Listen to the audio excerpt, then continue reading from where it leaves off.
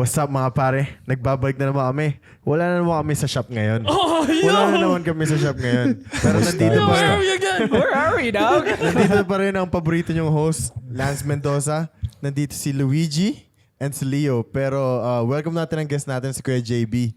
Wow, welcome Kuya JB. Salamat. Yes, sir. Nandito kami ngayon sa SixPark. Yun. So, sabihin mo naman kung anong ginagawa niyo dito sa SixPark. So, bagong gym kami dito sa Vaughan. Located kami sa 3300 Rutherford Road.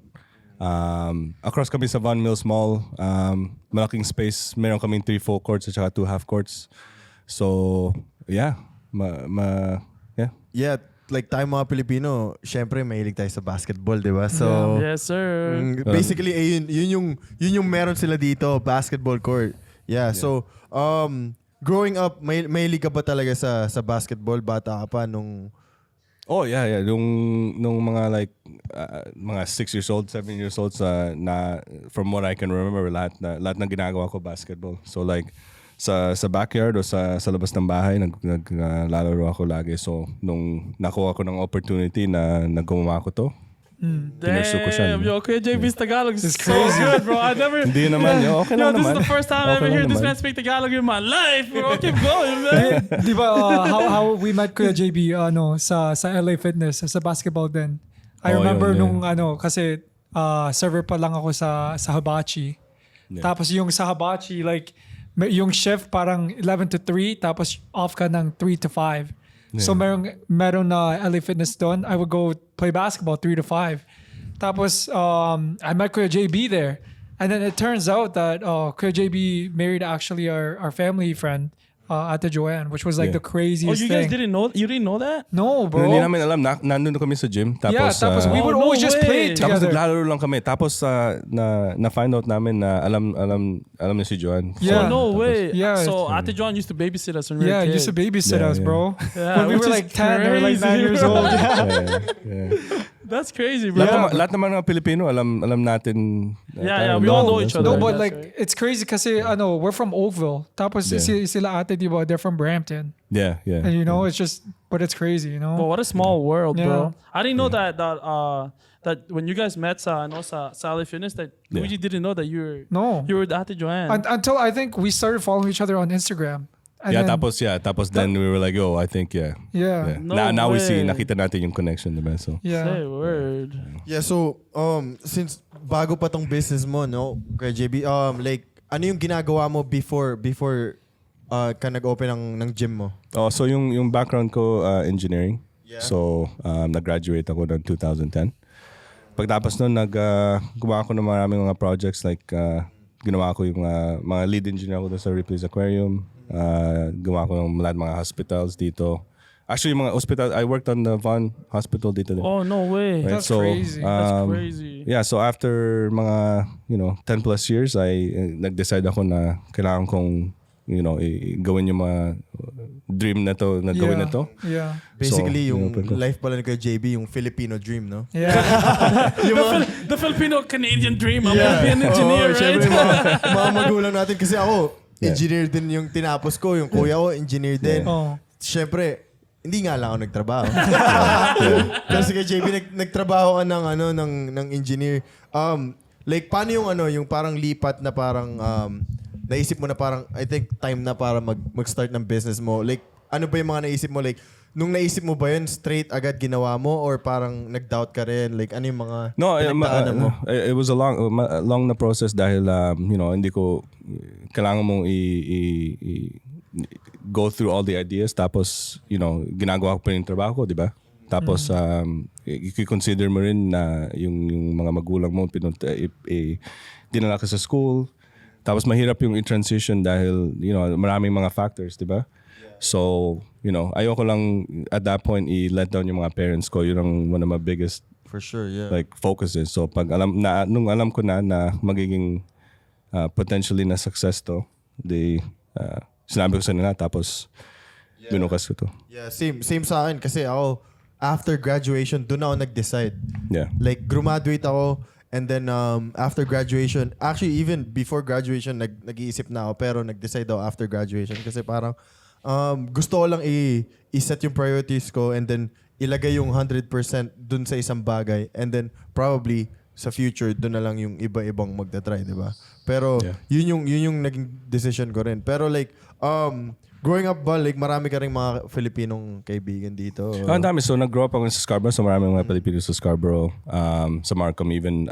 Nandun ako sa Markham for a little bit. So growing up, gawa ko ng lahat ng mga leagues. Mga ganon. Tapos just in general, marami mga Pilipino naglaro ng basketball. Even ngayon, nang nabukas kami, dami mga tito dito naglaro. Oh, no way. I think the titos playing basketball, yung mga like the funniest thing kasi like they're so aggressive.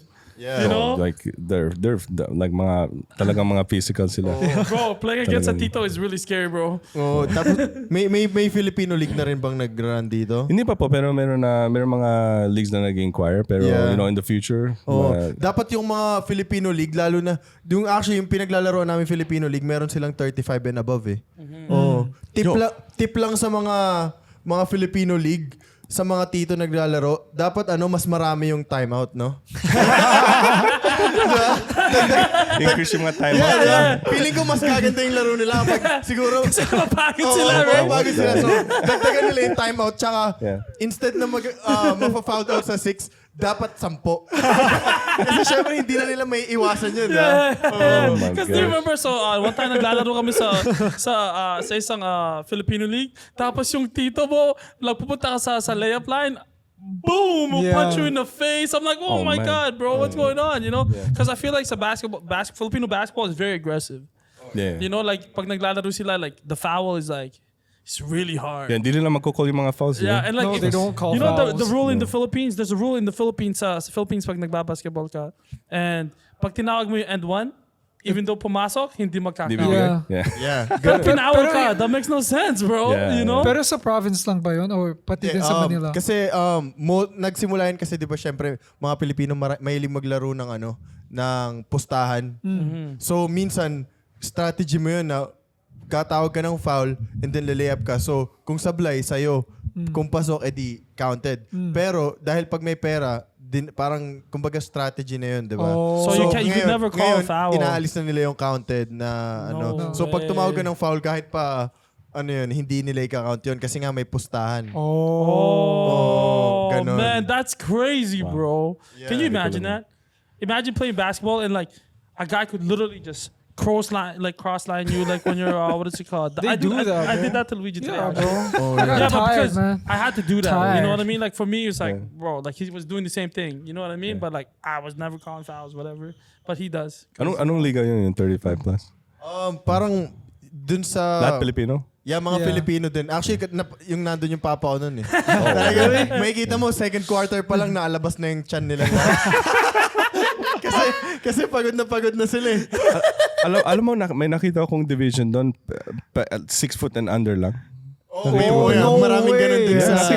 May mga ganun The din na liga. Filipinos love to do that. Nung naglalaro ko doon sa community center, yung mga may isang doon sa, hey, gusto mo maglaro sa league? I'm like, yeah, papasok mo ako. Anong height mo? 6'2". Ay, hindi ka pwede. What? Yeah, bro. That's crazy, bro. A lot of Filipinos, like, you know, mga leagues, sinasabi na, walang foreigner, hindi pwede. Yeah. You know, but like, how can it be a league when like it's only Filipinos? You know what I mean? Like, But that shows parang sense of community. Parang like we're back in the Philippines. yeah, you know? I guess that's a good thing for the It's community a good too. thing, man. Yeah. But I think like competition-wise, like it's not really that good kasi puro Filipino, you know what I mean? Gusto lang nila pag sila yung angat. Yeah, mga exactly. Pilipino, Yeah. pag sila yung nakakaangat, diba? Kasi madami mga Filipinong my little man syndrome. Kasi good thing tayong lahat over 5'10". Yeah.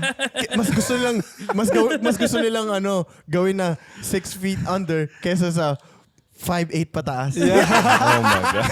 Logis, mas maraming hindi makakasali pag ganun. Yeah. Diba? No, kasi pag nilagay mo, kasi yung average height, 5'6". Pag nilagay mo 5'7 pataas lang, Kasi yung center nila, 5'9". Yun yung center nila, you know?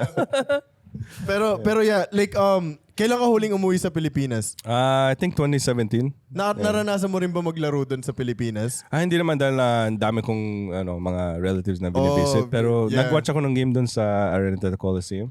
Right? Pero lahat doon, pero matatangkad naman ah. Yeah, matatangkad matatangkad. kasi Yeah. mga half, ano sila eh. Mga- They're not full Hindi breed po? Filipinos. Napanood mo ba yung like yung Philippine team sa FIBA? Halos lahat doon, onti lang ata, at least. Yung full Filipino? Yeah, 3 or Yeah. 4 lang yung Filipino. Yo, doon. Rents is my favorite out of all of them. Yeah. Yeah, do you know that guys or no? Honestly, alam ko lang si Jordan Clarkson. At Oh, saka- say Yeah. word. So Rents Abanadado or whatever. That's say his last name. right? Renz Abando. Yeah, Rents Abando. Oh, yun siya. I saw the clip. He was Yeah, down That guy bro. flies. So he put me on him. Air Abando? Yeah. Yeah. He put Air me on Bando, him, bro. Air I Bando. think his story is so good.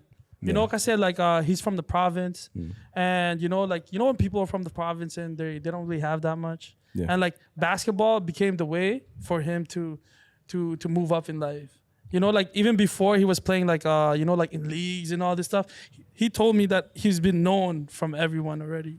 Like Oh, you know, man. Didn't he get a contract with like the G League or something? I think parang rumor lang ata ngayon yun. Oh. Or siguro napansin siya ng scout. Yeah. Oh, that'd Kasi be syempre, sick, bro. nung FIBA sa Manila, ang daming scout na nagpunta Yeah. for sure. Kasi naglalaro na rin kasi siya ng international. Naglalaro siya sa Korea. yeah, in Korea. Yeah. And maraming Pilipino, like last year, nag-start sila maglaro sa Japan. Kasi nag-open up lang ng opportunity sa Japan and mas marami yung mas malaki yung kita nila doon. Yeah. Alam mo yung pinaka nalungkot doon kasi parang ito yung mga bata na actually nagstay na sila, matanda na sila. So siguro like 26 na sila, graduate sila ng college. And then ayaw nila magpa-draft muna sa PBA which is yung league ng Philippines. Philippines. Yeah. Tapos parang so naghanap sila ng opportunity sa Japan. Na-sign sila ng mas malalaking pera. For sure yung iba doon may mga asawa, may mga family na. Tapos yung PBA, yung mga may hawak ng PBA, nagalit sila kasi parang bakit umaalis yung mga talents. Tas Well, parang because they have to pay them more. yeah, at one point parang binan nila yung, naban yung mga players. Oh, wow. Na bumalik sa Pilipinas No or way. like para maglaro sa Pilipinas ulit. Kasi nagalit yung para mga commissioners na pumunta Bro, sa bond the Japan. PBA, bro, for doing Yeah. that, bro. Yeah. You know what I'm saying? Kaya Like, lang i-support yung mga players natin. Exactly. diba? Yun, like una gusto nilang i-support nung let's say like isa dalawa pa lang yung Yeah. yung pumupunta pero like parang 20 na players na yung nagpunta and mas nakita doon na mas malaki yung pera. So parang sila yung pinakamat like you know like kumbaga number 1 sa draft dapat umaayaw sila kasi mas gusto nila yung pera doon. Yeah. Yeah. bro, get your money up, PBA. You know, PBA, Yeah, like they have to pay more, know, bro. right? Because I feel like the owners are, you know, they're nagagalit sila kasi, you know, it's gonna dip more into their money. You know, like obviously, like paying a player that's like I don't know how much they pay. Because remember, we were looking at this one particular PBA player, and he signed like a 3-year contract, and he was only worth like $300,000. And he was known as like Stephen Curry of like the Philippines. Oh, seriously? Yeah, like that's what they called him. He was like the Stephen Curry of the Philippines. Yeah. We don't want to say his name, you know, but like, because he's from Toronto too, actually. Oh, wow. Yeah, we can't say his Yeah. name. Yeah. You know, but like he only made like 300 bands, bro, in a span of what? Was it 3 years or something? Yeah, 3 years. 3 years. And like this is like, bro, what is 300,000? Yeah. Like if you're like a PBA player and like the amount of market that you could tap into when like with brand deals and all this stuff, like you're only paying the man 100 bands. Yeah. Tapos ang dami, mayroon din sa China, tapos sa Europe. exactly. Madami mga option, diba? Maraming So, league na pwede nilang puntahan like but sila mag-stay sa PBA, di ba? yeah. Going back to your business, like, do you feel like na madaming mga like you know the community, like our Filipino community has like followed through on like coming here and all that stuff? Oh, yeah. Like, nakikita ko ng mga... lagi tayong grupo, di ba? So, lahat ng grupo sa mga ibang neighborhoods. Pag na isang grupo na alam, tapos sasabihin sa mga ibang grupo, tapos mag-i-spread, di ba? So, nakikita namin na... Of course, multicultural tayo, pero pag nakikita mo mga Pinoy na nandito pumupunta, parang ibang ang feeling. Sabi, parang kababayan mo, Papa. Yeah. Oh, yeah, sabi for mo, "Oy, sure, bro." where were you guys coming from? You know, so tinatanong ko sila. So, it's nice to see. Yeah. But when they come in and yeah, ang dami. Kasi sa amin, konti lang yung mga Filipino Yeah, we're the clients. opposite. Opposite, Yeah, it's the opposite. Yeah. Yung mga Filipino clients namin parang mga tito lang na they're Yeah. really proud. Diba na like you have a lot of Filipino like titos, right? Yeah, mas marami na ngayon yung mga tito, mga mas matatanda Yeah, kaysa sa mas mga matanan- sa yeah. edad namin or even like mga mga onting bata lang ganun. Hindi ganun katanda. Hindi na sila masyadong pupunta sa amin. Yeah.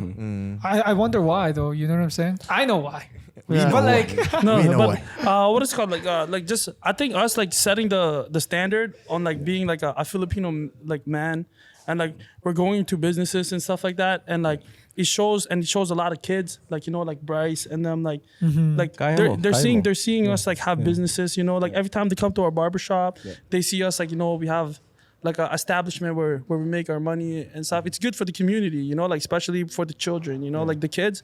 If a kid sees you opening up this whole basketball gym and knowing that you're Filipino and he's Filipino too, it makes it easier for him to actually want to do it because he's seen you do it. Yeah. So outside ng mga basketball, mayroong mga ang hours namin hanggang midnight, 'di ba? So mayroong mga ibang bata na mga pag 11 o'clock o 11:30. Sometimes magdi-discuss lang kami, paano mo ginawa to? So binibigyan ko sila mga pointers yung anong business, paano mag-save. Mga konting ma-differential na mabibigay ko sa nila. Dahil for me, it's nice na i-set up to. Pero yung mga feeling na binigay mo back sa community mo, like pag alam nila na may example ng sinasabi mo na kaya mo to. Pag really mo, i-focus mo yung effort mo, kayang-kaya mo to. Right? Hindi lang mga sa mga ibang, like it's not just a set people that just get to live this lifestyle. Yeah, exactly. Pag ibigay mo, ano mo talaga yung work at saka yung focus at saka discipline, kayang-kaya mo to. Right? pero naman kasi I feel like us Filipinos, we work very hard. And that plays a huge factor too, diba? Yeah. Like with all the things. Because if without you being able to like work really hard, nothing's gonna happen. That's my opinion, diba? Yeah. And like I feel like a lot of Filipinos like basically just they don't dream big enough sometimes. Yung mga risk, yeah. So know like, what I'm it's dahil yung mga sa magulang natin, di ba? Yeah. Dahil normal sa atin, pumunta sa school, tapos bibigyan tayo ng mga 3-4 na option, nurse, doctor, or engineer, or lawyer. Tapos pag hindi doon, then hindi ka uuwi. Hindi ka pwede, ilalak talaga yung door mo. Yeah. Hindi ka mapapasok sa bahay. See, like God bless for us that our mom never, Yeah. yung nanay namin, she never did any of those things. Like I barely went to school and stuff, and I just tell her like I tell her my dreams. Like even when I was a kid, I would always tell her like I'm like one day, like when I get older, I want to be able to take care of you. Like you don't have to work no more. I'm gonna be the person to like help you out. You know what I mean? And like and also like alam naman nating lahat na having your own business or parang paghawak mo yung sarili mo. Wala pa akong business. Ang business ko pa lang is like yung mga clients ko. Yun pa lang yung nire-run kong business. Yeah. Pero like having your own business is like high risk. Yeah. And also high risk is high reward. High reward, Pero wala masyadong hindi nila gusto yung ganong setup sa Filipino community. Yeah, dahil may risk, di ba? Yeah, Yun ang gusto mas safer na option. mas gusto nila sa security. Yun yung gusto nila, di ba? Like parang more secured na, na trabaho. Pero I do want to say na one thing, pero I don't want to take anything away from the people that work hard because kailangan natin mga nurses. Kailangan natin na mga yung mga jobs na it keeps the economy going. Pero even if you're doing nursing, I encourage ko na mag-think kayo big. Like if nursing, then try to do nurse practitioner or try to do something big because pag binigyan mo yung focus, and this is the conversation na we had long time ago nung nandun kami sa basketball court and some of the kids that we have here, right? Pag finocus mo talaga mong kaya, like investing, right? Tapos mag-save. Mga little na konti na mga bagay na i-explain mo sa kanila, then nakikita mo yung they start thinking about it. Right? Because yung generation ng parents natin iba. Yeah, right? exactly. Ibang mga thinking. So meron kaming subject that we always go back on na sinasabi namin na as Filipinos, I feel like financial literacy, right, is it's very hard, especially yung mga bagong Filipino dito or kasi yung mga bagong Filipino na pumunta dito, there's other Filipinos na they've been here maybe longer. Siguro mga sinasabi nila it's not right, and then it just keeps going along this whole like almost like a rabbit hole. Like remember you were telling me about that situation? Yeah, kasi like ako marami pa rin akong kaibigang mga Filipino nando sa same community, same circle, and lalo na sa economy na nangyayari sa Canada ngayon, parang lahat nahihirapan. Like business owners nahihirapan, mga taong malala yung sahod nahihirapan. Imagine mo yung mga Filipino or even kahit hindi Filipino na mga taong 9 to 5 tapos like almost just as low as paycheck to paycheck, di ba? Yeah, minimum. So like paano pa sila, 'di ba? Ano pa yung nararanasan nila?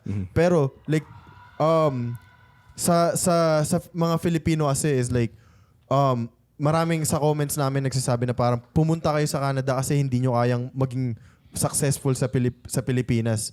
May hina kayo. Yun yung sinasabi nila sa atin. So, maraming Pilipino yung parang masyadong naapektuhan nung mga sinasabi na yun. So, parang tayo dito sa Canada, kailangan ipakita natin sa Facebook na maganda yung buhay natin.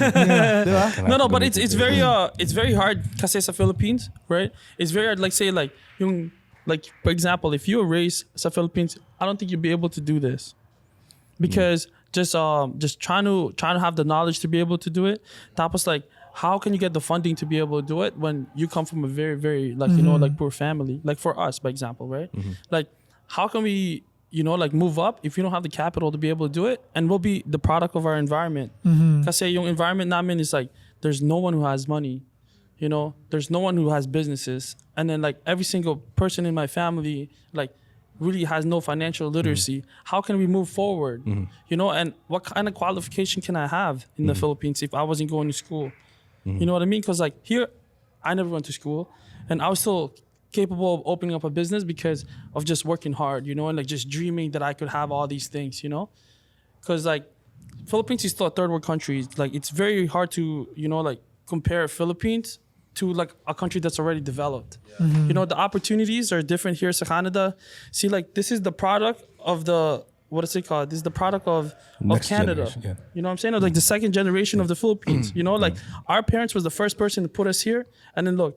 We're the one that built all this stuff. You know what I mean? Like we have businesses, and then he has a business. Like it's very hard. You know what I mean? Like they can't compare it. It's like we're trying to talk about like our life here, not because we're an asshole. You know what I mean? Like we're trying to show off. Like we're not trying to show off. We're just trying to show that we want to see like a Filipino kid from the Philippines, like see us and aim for higher.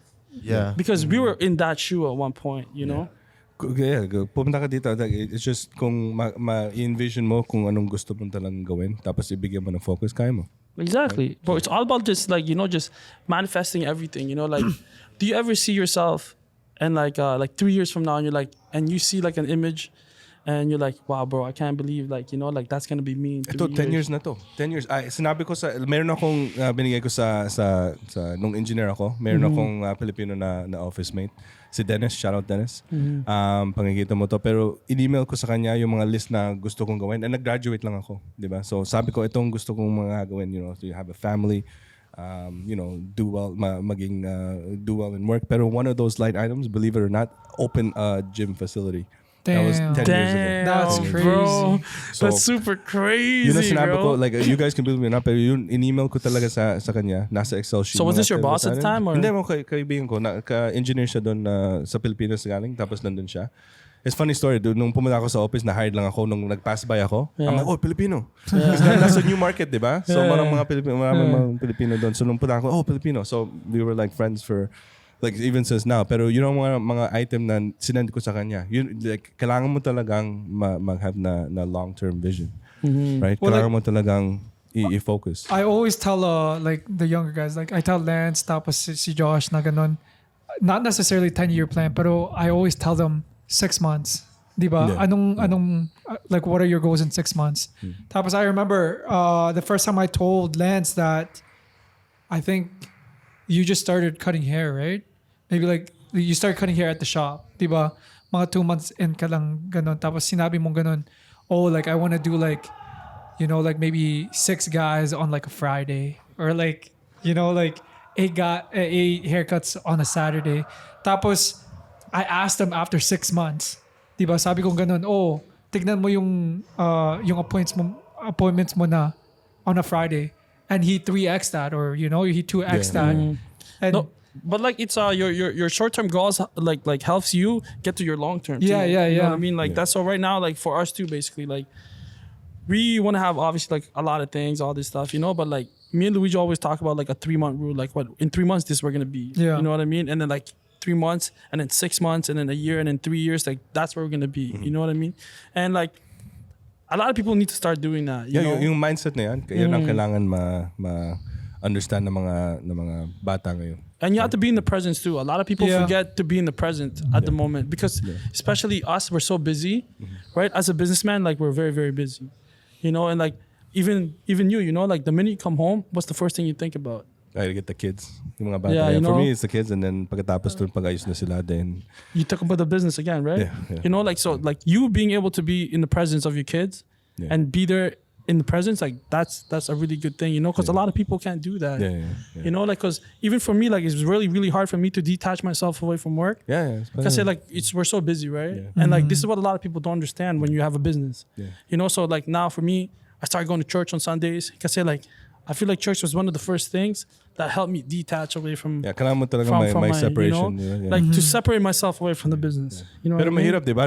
Like sometimes natutulog ako, pero alam ko, in the back of my mind, meron akong listahan na kailangan kong gawin. That's the worst, Like, 1, bro. 2, 3, 4, 5, 7, 8, like, ang dami ko pang gagawin. It's just never That's ends. the worst, but I feel that, bro. Like that's It's non-stop. Pero yung advice ko, laging pag business owner ka, entrepreneur, mga ganon, laging kang you always have problems. Right? Pero what separates you from others, if you treat it as like, regardless of what the problems are, like you perform regardless. Yun ang motto ko, like for me, perform like regardless. my rule is like if a problem ever comes, there's an answer that we're gonna find. Yeah. Always, I say that all the always, time. Well, no matter what the problem is, there's an answer to it. Yeah. You know. Sakin is it's future Luigi's problems. Okay, then I last deal with word, it. Lance. So yeah, see like nakita nyo si Kuya JB, successful siya dito, and it doesn't matter kung gaano katagal na kayo dun sa ginagawa nyo, 10 years, 15 years, as long as nakikita nyo yung sarili nyo dun sa future, just believe in yourself, di ba? And i-aim nyo lagi yung kumbaga ilagay nyo yung sarili nyo dun sa lagi kung saan kayo masaya. Yeah. Diba? Sir, wow. See, 100%, Lance is so 100%. good with that. Yeah. So how can they find you, Kuya JB? So nandito kami, follow na Instagram, SixParkCA. Yung website, www.sixpark.ca.